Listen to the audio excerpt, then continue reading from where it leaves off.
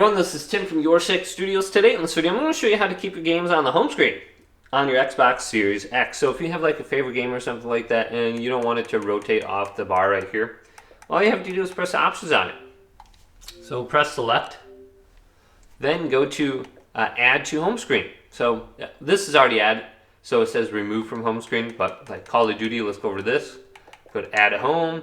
And then Destiny 2 I play often, so let's go to add at home. So these three games will continually be on the home screen, and I can open other games up, and they will rotate out of here as soon as I open up other games. So maybe even Microsoft Edge. Oh, there's no option to do that, so it looks like apps you can't. You can add it to a group, so you can go to the apps right here. I think I already have it added. So let's go to My Games and Apps. If I scroll on down, I have a lot of this stuff in groups already, so like FPS games, Halo, just games in general, or suggested games.